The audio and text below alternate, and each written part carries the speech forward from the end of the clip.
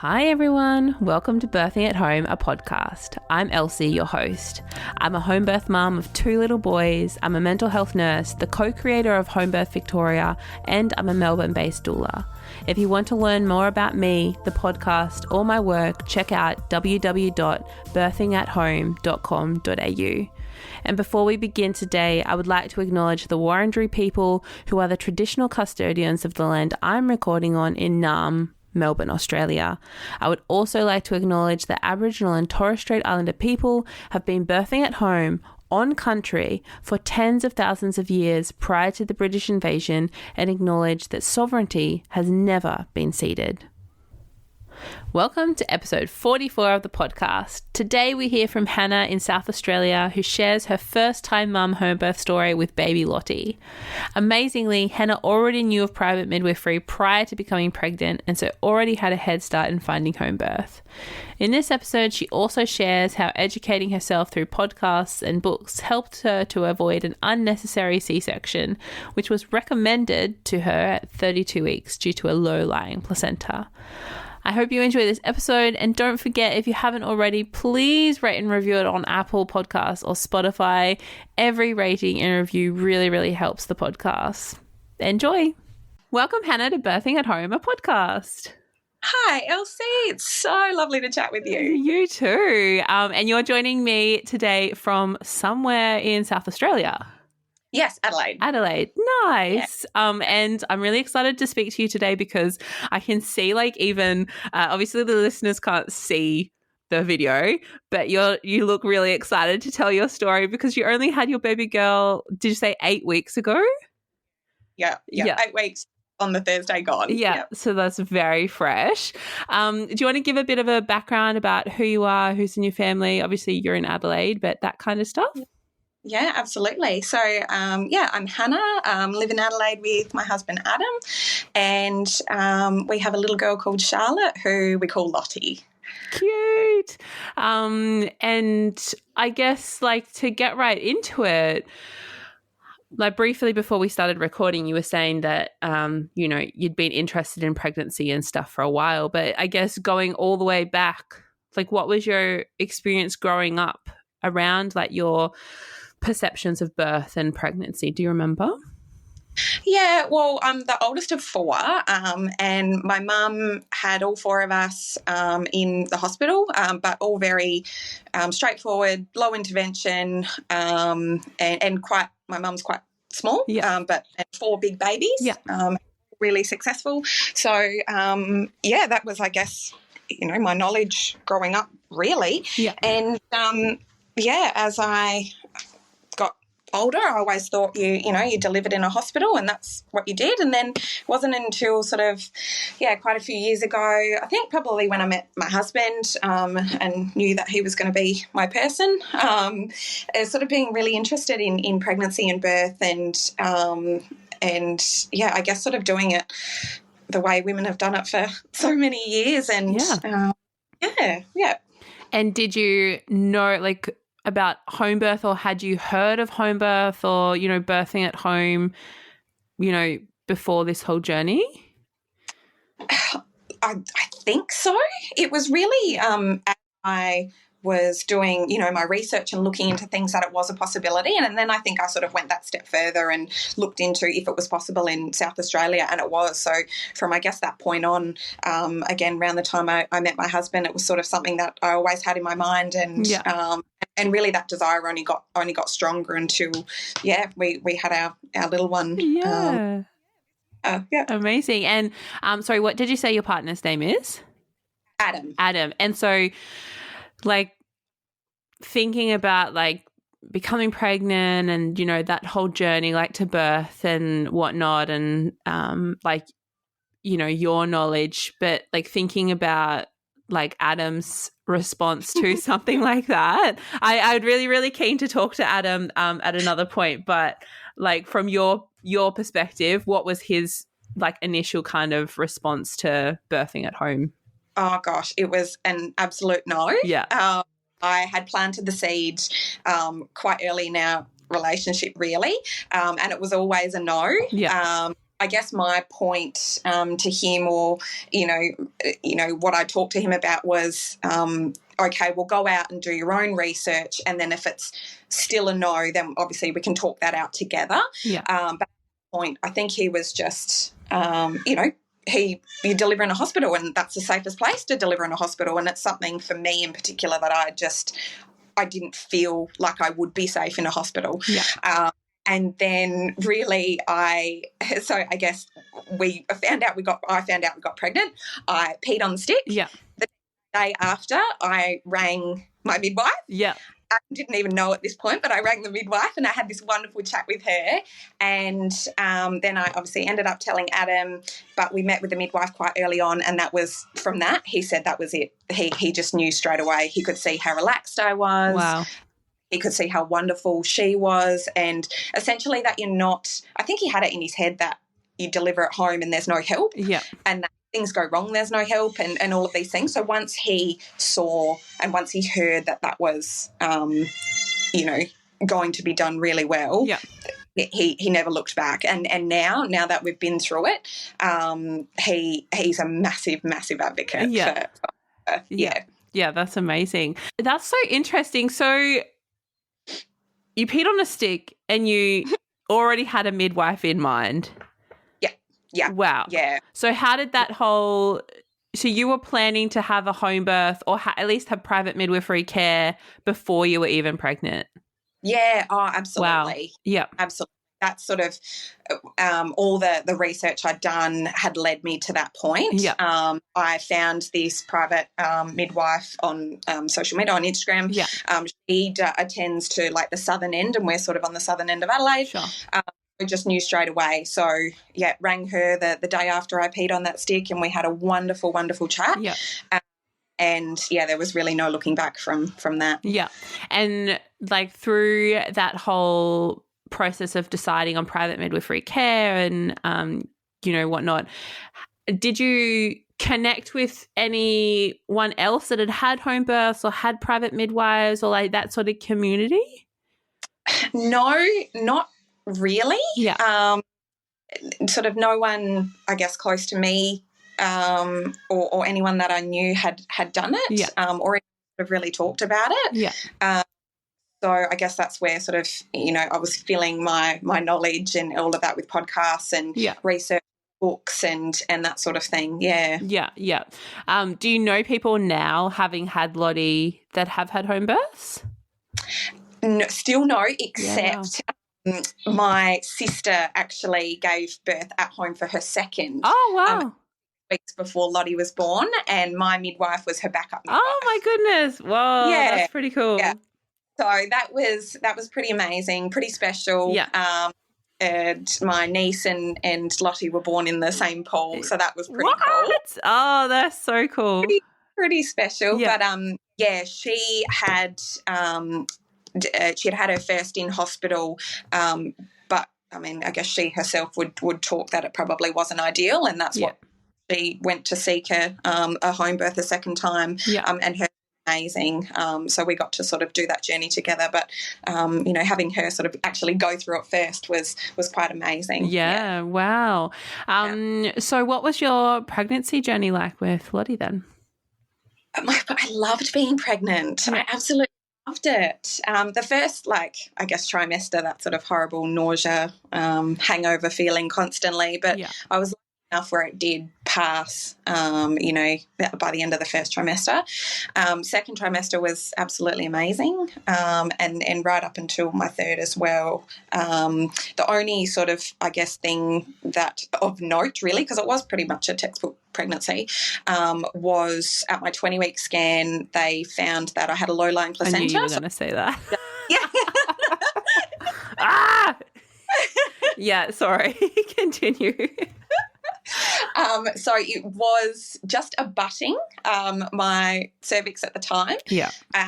But sort of didn't really think anything of it, knew that they moved. My midwife, explained it to me, and I was like, yeah, that's fine. Yeah. Had a follow-up scan at 32 weeks, I think, which was the scan that my midwife can order in the third trimester. Yeah. So I had that one, and it was still sitting within the 20 mil. Yeah. So I think it was 11 mil that it was sitting at. And essentially my midwife just explained to me what that meant. And again, she was really confident. She was going, it'll still move. We've got time. Yeah. But what that meant was to get a follow-up scan, to be free. We link with the local hospital. Yeah. Get that scan. But she explained that to me. We'd go in together, or at least for the appointment, I think, to link in with the hospital or the scan, or anyway, I can't quite remember sort of, the timeline of that really. Yeah. But I ended up having the other, like an appointment with the local hospital, which was with an OB there. And it was really interesting because I'd actually listened to the Great Birth Rebellion, that like the podcast had come out on low centres the day before. Whoa. And so I'd listened to it, and then I'd had this appointment the day after to link with the hospital. And I'm so glad that the timing just worked out really well to listen to that podcast and to give me that knowledge, because I went into that appointment and the OB went, placenta's low lying, we'll book you in for a C-section straight away. What? Given the knowledge that I had, and I guess the studies that were done, and the percentage of women that, where it does move, and then, that sort of thing. And I basically just said, no, I'll wait. Yeah. We really had to push for this to get that follow-up scan. She just was like, nah, they really don't move. The evidence suggested otherwise, and that's what I was talking to her about. And I left that appointment. I felt really good in the appointment, but we left it, and my midwife went, oh, you did really well. And I just went, can I burst into tears now? Yeah. And it was, it sort of really did shake me. Yeah. And I just said, no, thanks. I don't want to book in for the C-section at the moment. She really did try to sort of push it, going, we've got to book you in, then you won't get the time that you want or the day that you want. And anyway, I just went, no, thank you. And we left. And I didn't book a follow-up appointment at the time there, but I did have the scan. Yeah. Anyway, the 2 or the 3 weeks later, I had the scan and my placenta had moved well and truly out the way. It's just like, that makes me so frustrated. I can't quite remember, because I think the guidelines have changed. You might know better than me, but I think it has to be at least 25 mil or 25 mil or 30 mil, like 2.5 or 3 centimeters away from the os, which is like the opening of the cervix. So, but how frustrating, and how good on you. That's amazing. Yeah, it certainly, like I said, it certainly shook me. Just having that background, that knowledge, that ability to advocate for myself, and also having my midwife too. Yeah. Who, because they don't have admitting rights to this particular local hospital, but just simply having her there just gave me that strength. And I guess she would sort of prompt me at times if I sort of felt like I had missed something. But it was certainly a sort of stressful week and a half. And then we got that scan back, and it was all I had in the back of my mind for those 2 weeks was just that 20 mil. We just got to be outside 20 mil. Yeah. Madness. And were there any other particular resources that you used, or did you do any specific birth education kind of stuff during your pregnancy, especially with Adam? Yeah, so we did the hypnobirthing course online. Cool. Just because our schedule sort of didn't line up for in-person classes, but we did that online, which was good, and that was really, really helpful. Those tracks I'd listen to pretty much every day, where I could, particularly before, bed at night was really good. Yeah. And then a girlfriend of mine gave me 2 full bags of these pregnancy, breastfeeding, childcare, all of these books, and I just essentially went through them. I picked and chose which ones were relevant to what I needed to know, or even if I was curious about something, and sort of spent the pregnancy going through those books as well. Yeah, that's brilliant. Just pausing here to thank the July sponsor, Bimpy and Roy. They describe their products as versatile intimates that adapt to your everyday. but they are also the unofficial outfit of labour and birth for women across Australia. Was anyone else counting their appearance in the Born at Home film? In my first labour and birth, I unexpectedly found myself completely naked, which is fine, but when planning my labour and birth for Frankie, I knew Bimby and Roy would be my outfit. They are perfect for the sweat and water that labour so often involves, and because of their ability to dry quickly, you can wear them comfortably no matter where you are labouring. You can check out all of their beautiful designs yourself at bimbyandroy.com.au. Enjoy! Oh, what do you guys do for work? Adam has he's just gone into real estate. He's had a career change after 10 odd years as a teacher. Yeah, wow. And my background is as a physio. Yeah. I've worked in aged care pretty much my whole career, but more recently moved into work as a dementia consultant. So wow. behaviour. Yeah. Okay, wow. And did you decline, especially since you were listening to the Great Birth Rebellion, did you decline like any particular tests or any extra stuff? Yeah, so the GBS, I don't think I sort of specifically declined it. Obviously, my midwife and I had come to develop a really great relationship, but that was something I have. And in terms of I didn't go and do the gestational like that sort of the glucose test as such. Yeah. We started off by I did the glucometer and the finger prick. Yeah. So I did that. I think I had 2 readings that were sort of bang on. And so essentially following on from that, like my midwife wasn't concerned, but following on from that, we did the fasting. I think I did a fasting blood test and it was all fine. Yeah. So I guess not declined, but we just did a different version of it. Yeah. Yeah. Yeah.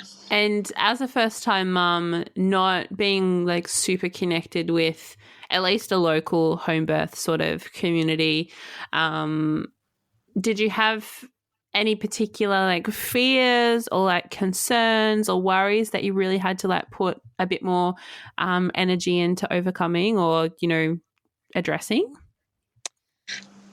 Look, not really. Look, I'm sure I did, but I just had this real innate confidence in my body to be able to do something like this. I was lucky enough to have a very low risk pregnancy and very straightforward pregnancy, and I think that sort of, I guess, reiterated to me that I was on the right path. Yeah.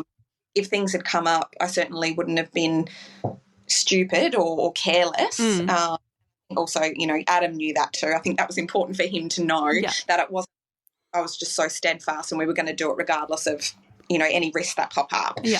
But I really can't explain it any more than I just had this confidence. I didn't have any fear. And essentially just surrounding myself with positive stories just added to the cup, really, my toolbox. And but I never really had any fears about it. I think my fears are around how Adam might go. Yeah. And how, to support him through the pregnancy for when labour did start and what to expect. But he was absolutely unreal. So yeah. Amazing. Nothing to fear, but I was just I can't explain it. I was so incredibly confident. Yeah. And so at what point did you stop work? I was going to stop at 36, but I ended up stopping at 35 with everything that was just happening, and placenta and whatnot. Not that there was any reason to it. I never had any bleeding. I never had any reason, I guess, to that would be a concern. But, it just worked out that I finished it. Yeah. And how many weeks did you have Lottie? I was 40 and 4. Yeah, okay. Was there anything in particular like you did during that like 5-ish weeks of mat leave to, I guess, like prepare for the birth or like prepare postpartum? Yeah, so, first of all, it was the absolute heat of summer where I was so pregnant. So I really tried to do as little as possible just because I found I was just so uncomfortable. Yeah. With eat, but that was pre-pregnancy. It wasn't something that sort of came on through pregnancy. Yeah. But I was seeing a physio, I was seeing a chiro, saw acupuncturist. Yeah. And, yeah, just essentially got the house ready, was nesting, cleaning the skirting boards and the fan and all the things. Duh. Yeah. Doesn't really absolutely. Exactly what very pregnant people should be doing. Absolutely. But yeah, that was pretty much it. Trying to stay. I did the pool a lot, obviously, or I went down to the beach just because it was so hot. But I also got, I think, about 35, 36 weeks, really bad sciatica. So the chiro, the physio, was helping with that. I wore a belt like a pelvic belt for a little bit. Yeah. The pool essentially allowed me to keep moving and stay cool, but keep moving right up until, the day I gave birth, really. Yeah.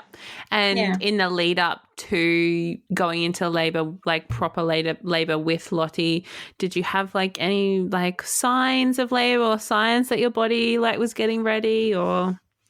Look, not really until the 2 days beforehand. Yeah. And then, so I gave birth on a Thursday. On the Tuesday, right up until the end, I was quite active. I remember pressure hosing my husband's barbecue that we use twice a year. Oh, my gosh. There was just nothing. And I thought, I'm just going to keep going until I feel something. Yeah. And that's exactly what happened. So on the Tuesday, I had sort of very mild period cramp feelings, and I had a chiro appointment that day, and I'd had an acupuncture appointment that day. Yeah. And so I'd let them both know. It said, look, I've just, I think it's nothing. I think I'm still weeks away, whether that was sort of denial kicking in. Yeah. But, and then on the Wednesday, the period pain was probably a bit stronger. I had a girlfriend over at home during the day, and I remember talking to her and feeling the sensations. I'm not saying anything, but feeling the sensation. Yeah. But again, I was like, I'm a week away. Like, don't get excited. And then on the Wednesday night, I got sleep, but it was disturbed. But I don't remember thinking like, I need to get sleep because things are happening. It was just like, no, again, I'm still a week away. Yeah. That was pretty much, after the Thursday morning was when things started to kick off. But even then, I was I'm still a week away. I told my husband to go to work. He's going, I don't know. And I'm going, go to work. It's fine. It's fine. Yeah. Yeah. I lost my mucus plug on the Tuesday when things started to happen. So I think in my head I was like, no, women lose their mucus plug like weeks before. Yeah. Like don't use that as a sign. Yeah. And then continued, I think, to be in denial right up until about 2 hours before she was born. Yeah, wow. And so labour sort of started in the sense that the periods sort of cramping that you were getting just gradually intensified and built. Yeah, absolutely. Yeah. So that morning, I said, go to work, and Adam had said, no, look, I'm going to work from home today. He said, but I've got 2 things I definitely need to be at. And I was like, oh, my God, absolutely, that's fine. I think it was 11 and 4 o'clock. Yeah, that's fine. And in those early stages, I thought I might have wanted to, watch my favourite movies or TV shows or whatever, but I ended up just listening to the hypnobirthing tracks.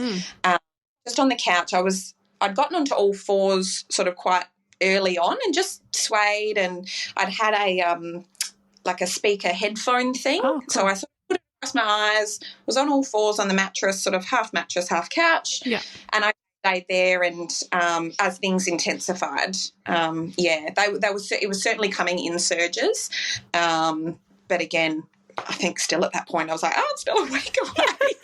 Oh my gosh. I think that did help me. Yeah. But it just intensified. Yeah. And I guess as a first time mum as well, you'd been doing like the hypnobirth tracks and really like connecting with that. Is that the main thing that you feel like that you used through like the surges or contractions or intensities or whatever you would like to call them, like to get through it? Or you did have a birth pool Did you use like a TENS or comb or anything like that? Yeah, the comb. I had the comb, had the TENS. What else? I did the birth ball for a little, like the gym ball for. Didn't love it. Yeah.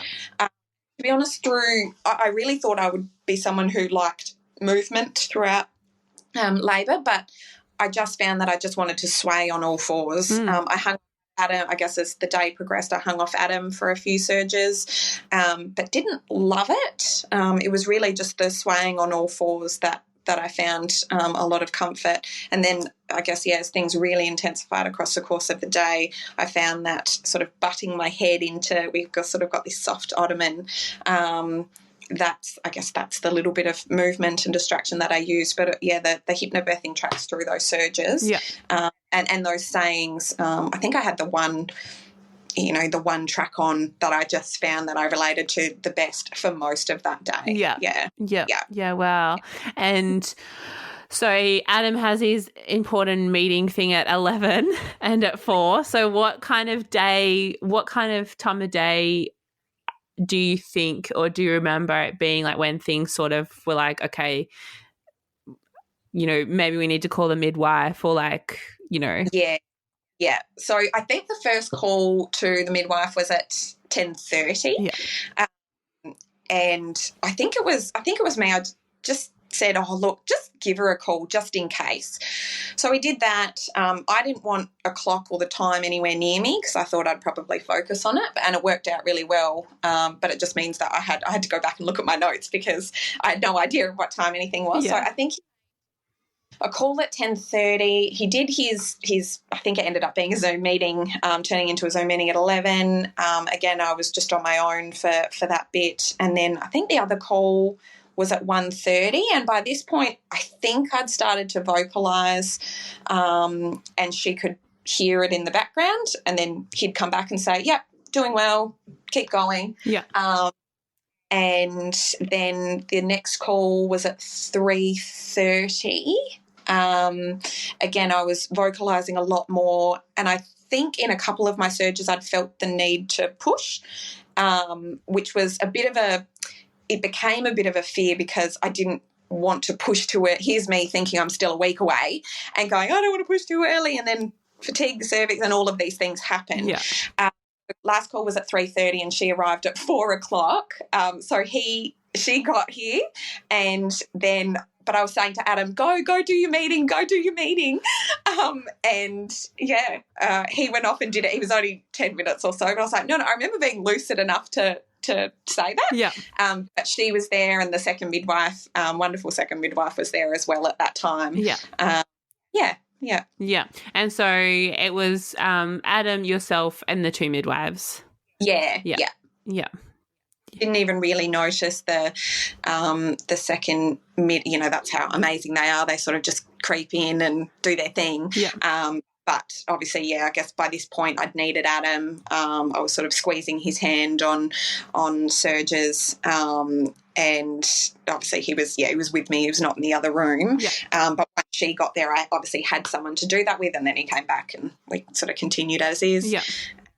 And then, by this point, I think when she got there, she could see that things were moving along and had a bit of knowledge of how things were progressing. So the position that I was in on the couch and all fours on a mattress was where the birth pool was going to be, just where the hose could reach from the kitchen. Yeah.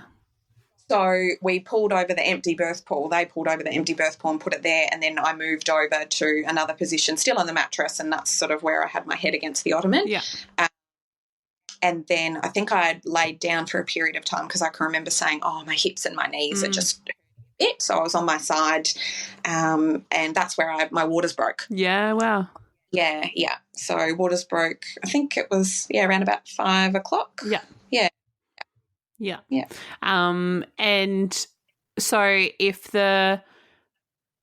so they started to set up the pool around that same time. Yeah. Pretty much when she got there. Yeah. So they got there at 4. I lost my waters at 5.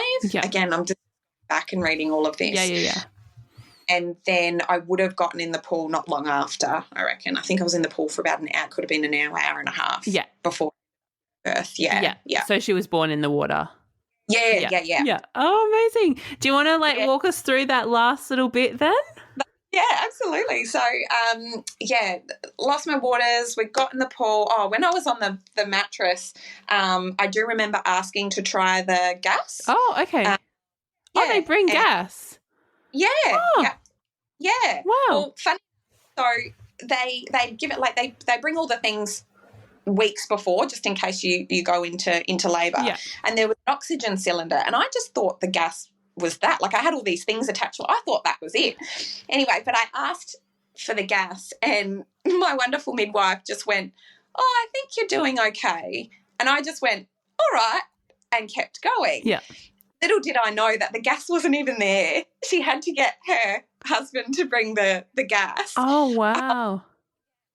Anyway, but once I got in the pool, that feeling was just incredible. Like, the weightlessness, because I'd been on my knees for most of the day and on all fours, the spongy part of the bottom part of the pool was really good. The warmth of the pool, the weightlessness of the pool, it just was amazing. And even Adam would say I just looked so much more relaxed the second I got in the pool, and I sort of hung myself over. Yeah. Continued to have the surges, and then the gas miraculously appeared, and they said, "Do you want to give it a go?" And I was like, "Yeah." Yeah. I know that the gas can, some people don't find the gas all that helpful. I really found a rhythm with my breathing for it, and I found it really, really helpful, especially sort of as I could feel the surge sort of building and then dropping off. So I had that, and then I think I pushed for about half an hour, and the midwives are sort of coaching me through that, what I would feel. They had the mirror so they could see sort of the head coming. I think she sort of came down a bit and then sort of went back up. Yeah. They sort of coached me through that, and then, she was born in the water at 6:36. Yeah, wow. Yeah. In those last, moments, especially, for me personally, I definitely feel the ring of fire. How were those moments for you? What did it feel more intense, or did you feel what was your thoughts, if you remember? It's funny. I don't remember really feeling the ring of fire, and I remember thinking that during it as well. I remember also, I guess, I don't know, being loose enough to think that, some women describe pushing as being really productive. Yeah. I didn't really notice a difference. I felt like I was pushing, but it wasn't sort of, it just felt all the same to me. Yeah. I'd done a lot of work in, I'd seen a pelvic floor physio in my pregnancy as well, so I'd done a lot of work in relaxing and not holding. So I guess that held me in good stead as well. But, I didn't get that ring of fire or didn't feel any sort of different with the pushing phase, other than it just being I'm pushing her out, really. Yeah, that's amazing, because my experience, when I hear women say because not everybody feels it, but it's just to me it felt so intense. I'm like, how can people not be feeling this? It's just this is not nice. But that's really cool. I'm really fascinated by the gas, because I don't think, I know that some midwives can carry it, can offer it, but I don't I think yours will be maybe the 44th birth episode roughly, and no one has ever mentioned having access to gas. So that's pretty incredible, because it's just a cylinder, and you can I don't know if there's more regulations around the midwife being allowed to carry it, but that's amazing. Fantastic. Yeah. That's really cool. I knew that was a tool, I guess, that I could use, so I knew to ask for it. Yeah. I guess you don't know what you don't know, but here's me thinking that this oxygen cylinder that had been sitting in the lounge room for weeks on end, that was it. And then I asked for it, and little did I know. But that's how amazing they are in terms of handling, a woman in labour, I guess, was that she was so calm, and she just went, I think you're doing really well. And I was like, oh, okay. I wasn't I didn't feel the need to demand for it. And then, like I said, little did I know that it was on its way. Yeah. That's brilliant. Yeah. And so Lottie was sort of like coming out, but then like sort of moving back a little bit, coming out. Yeah. And how slow was did her head come out and then there was a bit of a break, or like did she kind of come out in one sort of go, or do you remember that?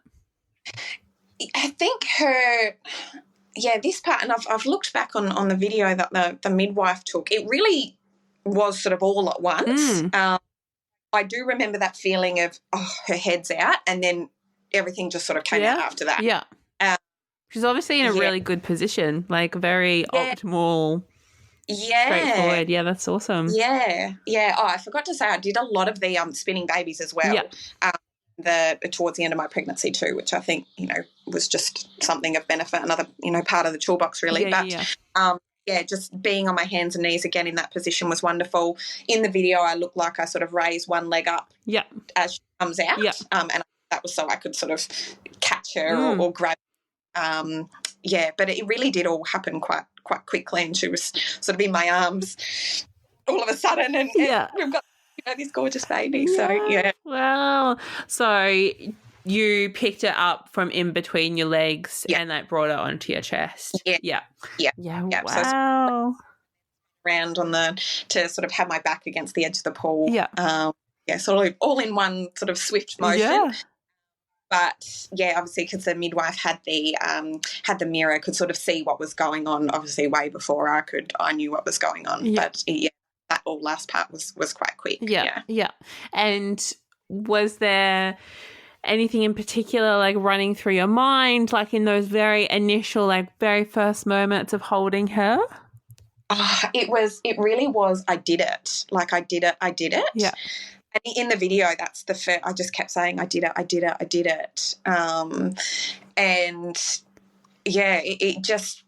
It was just incredible. Like that feeling straight away of not necessarily it's over, but I've done it. I did it. Yeah.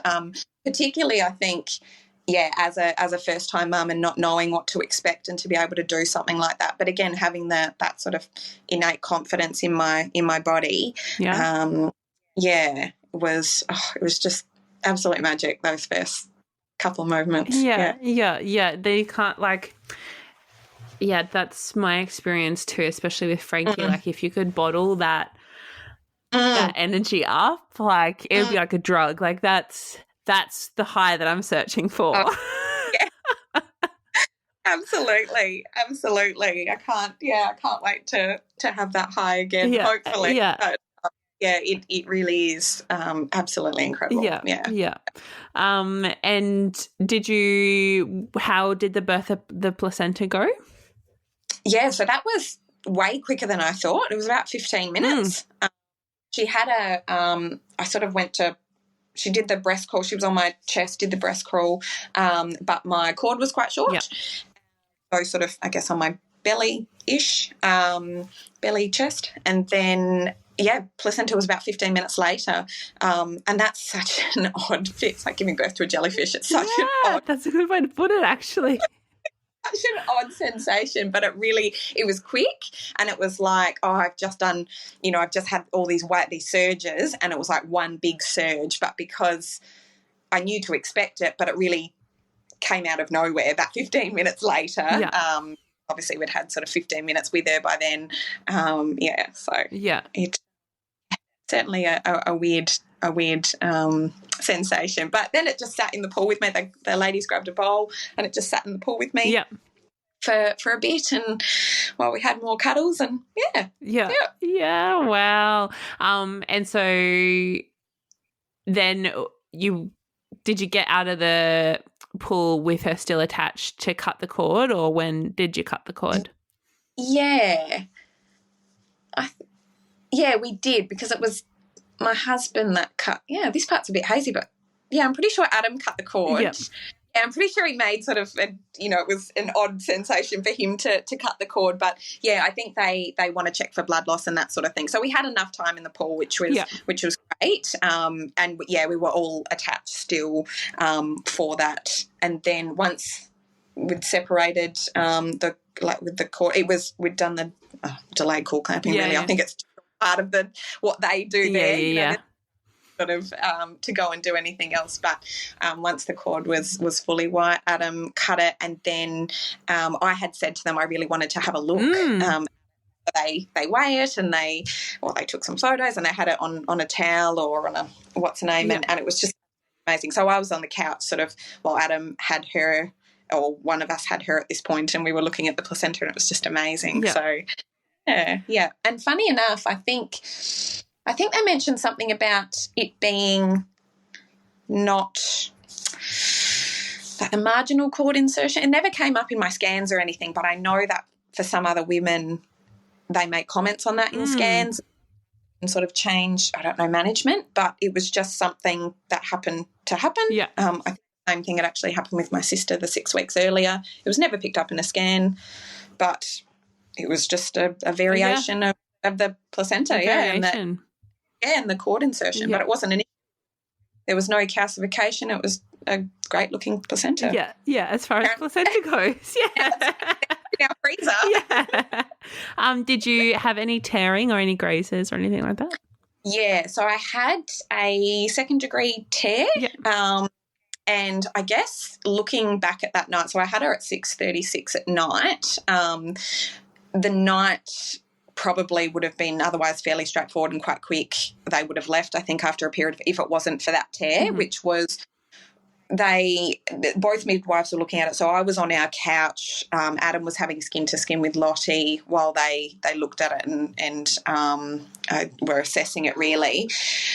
And again, sort of a bit hazy from that night, but I think essentially it was a secondary degree tear, but they were just trying to work out the best place to pop the stitches. Yeah.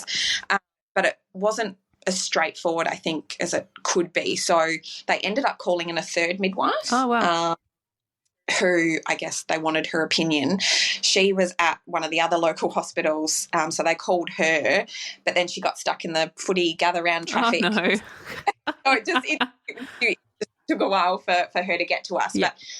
But it was amazing that they did that. I had, them looking over it to do the best possible assessment. They ended up putting 3 stitches in and I didn't need to transfer to hospital or anything like that. I think there was maybe a tiny mention of it, but then they went, nothing's going to change. Yeah.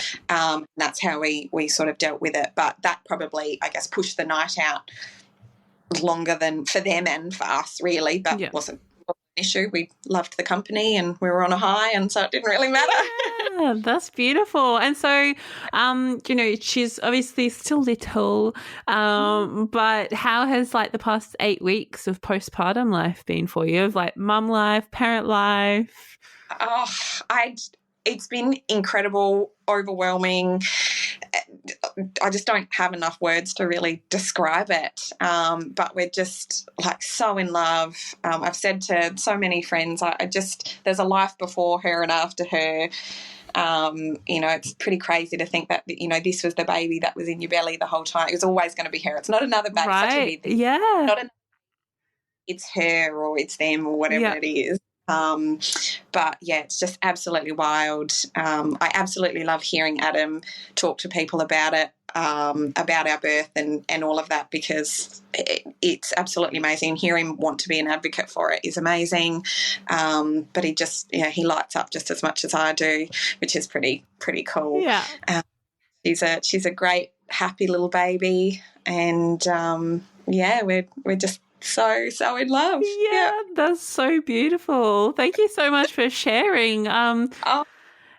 Did you have any last things or extra stuff that you wanted to mention or that we forgot to talk about, or? God, no, not really. Just thank you so much for giving me the opportunity to be able to talk and share. Like I said to you at the start, I'd, shout it from the rooftops. It was, such an incredible experience, and just for you to help women share that story. Like I said, I think before we started recording, that knowing that we were going to have a home birth, having a podcast that you could go to, or resources that you could go to that were all about that, was just so valuable. And so what you're doing is just amazing. So thank you. Thank you. Well, you're a part of it now. And like other women will listen to this, and like especially first time mums, because like there is still, like even the other day I recorded a story, and her partner was she was on board with possibly a home birth for their first baby, but it was her partner that was like, oh no, like we should just try, like see how you birth, like let's do hospital first time. And that's like such a common story. So I think like story sharing, particularly for first time mums that aren't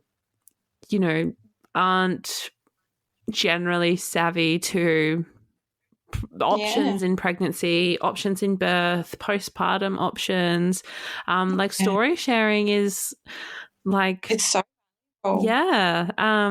And like a podcast, makes it so much more accessible, because like literally anyone can listen to it anytime.